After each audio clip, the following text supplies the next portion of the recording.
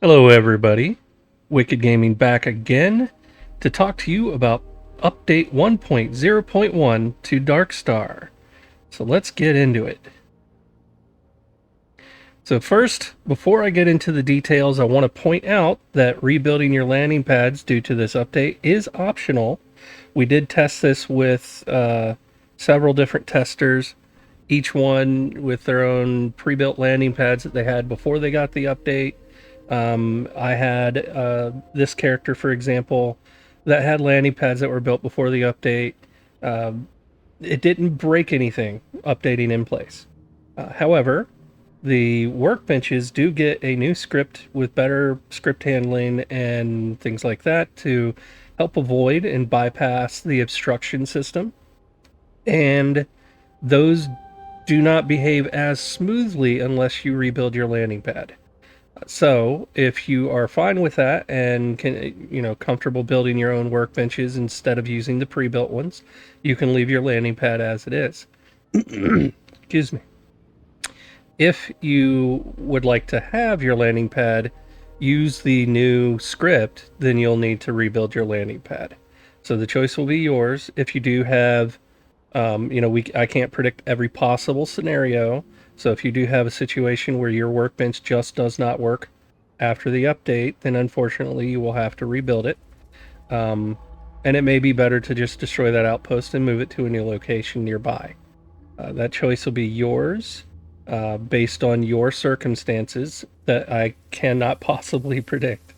I apologize for the inconvenience of this, but the workbench overhaul is kind of important, and the way it works once it's fully updated is amazing.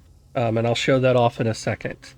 Next, a wall of bug fixes. Most of these are very, very minor. The Beowulf old hunting rifle and the old shotgun were missing their particle core amplifier when they were Mark III. They were missing a mod association, which basically lets the game know this is associated with the particle core modification for weapons and lets it be installable. So those were technically lower damage and lower damage per second than they should have been because they were missing that. So now you should be able to install that on those weapons without rebuilding them, but you may need to rebuild those weapons if you were relying on those. Um, I moved the DarkStar services kiosks in all of the major cities. Specifically, though, the goal was Neon and Sidonia.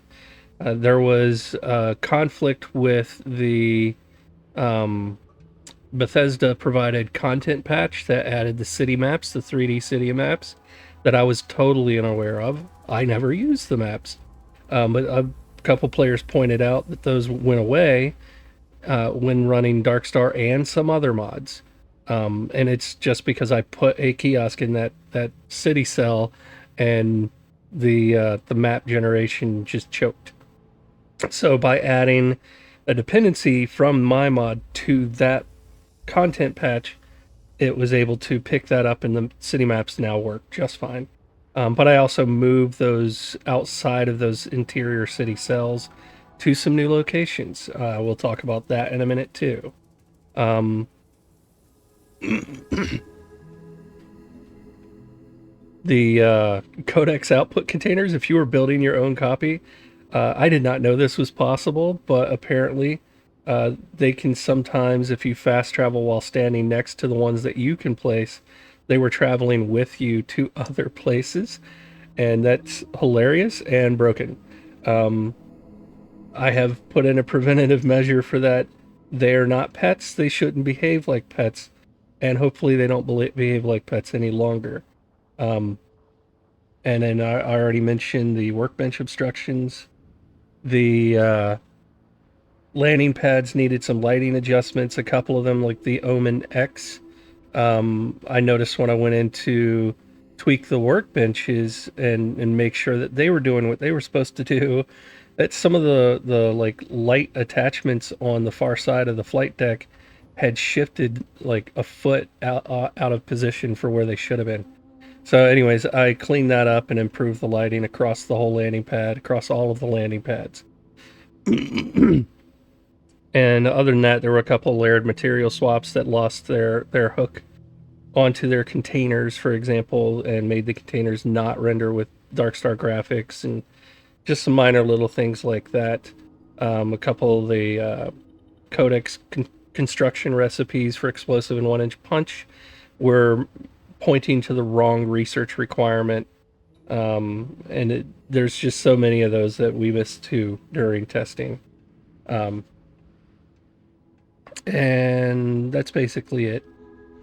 Then there is an enhancement for new players, people that are new to DarkStar or currently using it that might be a little bit lost.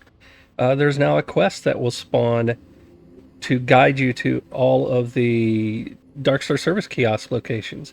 So this quest will start up. Excuse me. Sorry, I've been dealing with sinus cold issues. The quest will spawn either for a new player when they first reach Jemison's orbit, or an existing player the first time they load the game with the quest, uh, or with the mod loaded, or right away in the new game plus. Now, for those that do it more than once, I do have it set as dismissible, so you can completely dismiss the quest and it goes away.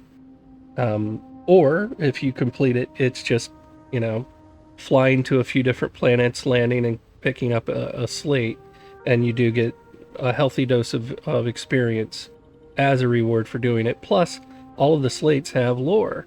So if you like reading the DarkStar lore, this is all new lore that hasn't been exposed yet. It may be fun reads. That's up to you. Totally optional to read the slates, but I wanted you to know that the quest is going to be there to show you where all of the DarkStar kiosks are located across the galaxy. And then this talks about the kiosks that I moved and added and set up everywhere. So all of these locations have little clusters of helpful systems built into them now, and there are 9 such locations across the game. I added the vehicle menu to the DarkStar Shipbuilder terminals. That is everywhere that you can find them, all across the game, and at any outpost where you build a landing pad. I added a weapon projectile weapon modification to the Mark III's weapons. So now you'll be able to go in and switch the type of particle beam that comes out of the weapon when you shoot it. Little fun thing for you there. The non-obstructable workbenches, I allowed them now to be buildable. Because of the way I recoded them, they are safe to construct on your own, and they work brilliantly. I'll show that in a second, but you can build something directly in front of them and pass through that other something to use them. It doesn't. They don't even give the game a chance to look for obstructions. So you need to be safe with that. But yeah, it's fun. So and then I tweaked the landing pad lighting. I mentioned that. Needed lighting. I need to increase the landing marker on the plexus to medium rather than small. It is supposed to be the small landing pad, but I didn't like the limitation for the small ship, and it's big enough for a medium-sized ship. So I increased that to help everyone. And as mentioned briefly before, I added a dependency to these content patches. No, that does not mean that I have patched in the directly added in the Trackers Alliance equipment and weapons. Not yet. That will come soon. For those of you that are running the Trackers Alliance patch by Angry Mechanic, that will eventually become unnecessary, and you will be eventually able to run exclusively on DarkStar for that content. That is not the case yet, but it is. I'm heading in that direction of being able to do that. There are some limitations that this causes on me, and I've been putting these dependencies off, because of those limitations, but I'm getting to a point where it's safe to do this. But just so you know, I do have a dependency on these now that will also hopefully help fix some other mods that might be, stepping on these systems without realizing it, like I was with city maps. I was like, I didn't touch anything with the city maps. I couldn't have broken it. Well, I didn't know that just the presence of this as a dependency fixes the problem. It's really weird, really weird. But this also will force these to the top of your load order, so that's great. And that's it for that. Um, Let me get back into the game here, and you can already see some of the effects of the lighting. Um, the landing area is now red. All these little lamps come up red, so that's cool. I think it's cool. You don't have to like it, but I do. But it's a landing zone, right? You're not supposed to have picnics out there. You're supposed to land your ship. Um, this is a new outpost built after the update was ready, and doesn't matter what I do with these workbenches, they cannot obstruct. To show that, let me see if I have the resources at this bench. There we go. Let's go back. Go back. As you can see, this character is now running lots of mods, but I'll build a bed right in front of these. And she phases through the bed to use the workbench now. So obstructions are a thing of the past with these X benches. This is awesome. I want to give special thanks to Z Ogre, who has mods that he's published of his own. But I want to give special thanks to him for sitting with me as on voice chat on Discord in front of an audience as we sat down and I ran through the scripting on these over, one time after another for hours, trying to hone this script to get it to work properly, with me bouncing ideas off him and him chiming in with ideas off of me. It was actually fun. I like peer programming, but this took two great minds to make this fully functional. Just to note, I had the unobstructable stuff working back in January. The problem was it wasn't linking to Outpost inventory, and now they do. So now it's unobstructable and it links to your Outpost inventory while being unobstructable. So that's fun. Yeah, I'm not carrying any inventory. Like, I believe this character's carrying, like, yeah, almost nothing. And when I come in to craft, these require suits, so that's a bad example. Hold on. It's apparel enhancement. That's also the wrong bench. Apparel crafting. Here we go. This one crafts off resources, and you can see it's seeing all of the resources in this outpost and in my ship. So, yep. And if you have SKK Universal Stash installed, these will automatically adapt, and they actually add the link that Universal Stash does if Universal Stash is installed for Universal Stash. So Universal Stash doesn't have to try and do it, and you won't get the pop-up prompt that Universal Stash gives you that says it's been linked. I figure you don't need that notification. You just need it to work. So if you have SKK Universal Stash installed and enabled, these benches will automatically adapt and link to your Universal Stash. That was probably 4 hours of our 6-hour development session, is making that work and getting things to happen in the right order so that everything agreed and played nicely. So there you have it. That is the biggest reason for the update. Everything else was kind of fluff and just feedback on Discord itself. So with that, let me show you the quest in my thing here. So it's called Collect Vex's Slates, and I have done 0 of 9. I'm going to go to the first one that whichever one I randomly pick, and then you'll kind of see that it appears everywhere across your galaxy map because there are lots of these little locations. And yes, even one at Elios Retreat. But you've seen Porima, the Paradiso. Let's go to the Alpha Centauri, and I'll show you how I actually moved a couple of these kiosks around to make them easier to find. There was somebody on a YouTube comment on a different channel was like, "Oh, he just doesn't want you to find these." I do. I thought they were in obvious places. Clearly, I was wrong. That's my bad. I am not trying to make people's lives more inconvenient. I just tried to put these in places that I thought most people shopped and would just walk past and go, oh, there's a new black kiosk. That must be DarkStar. But apparently I was wrong. Alright, so here we are. And my quest marker leads me right over to the front of Jemison Mercantile. You will be scanned as you enter the city. Please keep...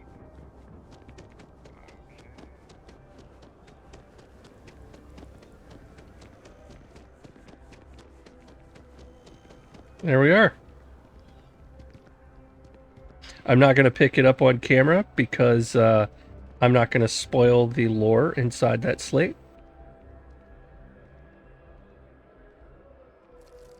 But it should hopefully be a fun read for people.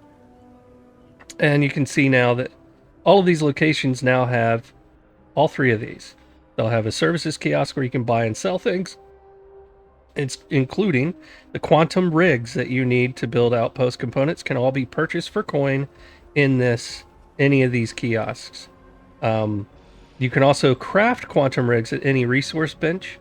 So once you have a resource bench at your disposal, you can just craft them. You don't have to buy them. But you can buy quantum rigs at these. Quantum rigs, not codexes, quantum rigs are used to create outpost components. So they weigh nothing. They cost credits. It is still technically building your outpost with credits. There's one step in between to make it more balanced in the game. For an achievement-friendly mod, I wanted to make sure that it had a semblance of integration with the game and a sense of balance rather than just being credits in your inventory, which to a lot of people feels cheaty. So I could not have cheaty things or things that felt cheaty in this mod. Not to be achievement friendly. So you can buy and build for credits. You just have to stop at a kiosk, a DarkStar Services kiosk, and buy the thing for credits that is used as a component. They are sold right here. They are resources. They are below the codexes. Codexes are all about legendaries. Below the codexes, which these unlock, and these become sellable to you when you learn the recipes. That's why you want to do that research. It makes it so that you can buy your legendaries. But right here, quantum rigs. Hab add-on, hab large, hab medium, hab small, kiosks, the Nexus, the Omen, and the Plexus, and workbenches. Workbenches are some of the cheapest. Kiosks are cheap. You can buy for 1,000 credits. This character has all perks maxed. But as you can see, I can buy for 1,117 credits a workbench quantum rig. And I can then place that workbench quantum rig at any outpost and do what I need. Same thing with the Omen and everything else. So you can build for credits. You just have to come here and spend your credits. And then once you build a landing pad, an Omen or a Nexus or a Plexus, this same thing is attached to your landing pad, and you can just keep buying them from there. And these terminals this resets its inventory in 24 UT hours. So 1 UT day. So all you got to do is rest for 1 UT day, which on a lot of planets is a hop, skip, and a jump. On Venus, it's 1 exact hour. Well, it's a lot less than 1 hour, but you get the point. And then there's also the shipbuilding terminal. This can be used from all major cities, and this has all DarkStar inventory and all ship inventory in the game. So it's fully unlocked, all vanilla ship parts, plus DarkStar, and if you're running Falkland, it should also be plus Falkland, if you have the DarkStar Falkland patch. So this will have all ship parts in it, everywhere they're located, in every major city. They don't have to be next to the landing pad. And it's more cool to be over here building your ship, I believe. But yes, you can build your ship here. And that's true for all of these locations, plus the info kiosk that everybody seems to ignore. This has all of your information about the mod, and the changelog and all of its glory, or its mind-bendingly weirdness. I don't know. But anyways, please read the kiosk. I spent a lot of time on it to make sure that everybody had the information they needed to do what they needed in the game. So take advantage of it. Glean information from it. Learn how everything works. Once you learn it, you'll know it. And then playing DarkStar becomes second nature, and eventually you forget you have the mod installed at all because it just feels like native Starfield. That's the goal. So, with that, I will leave you all to it. Have your fun. Hopefully you're enjoying yourself with DarkStar. I love seeing the stories and the screenshots and the videos. Keep those coming. You guys are amazing. Peace.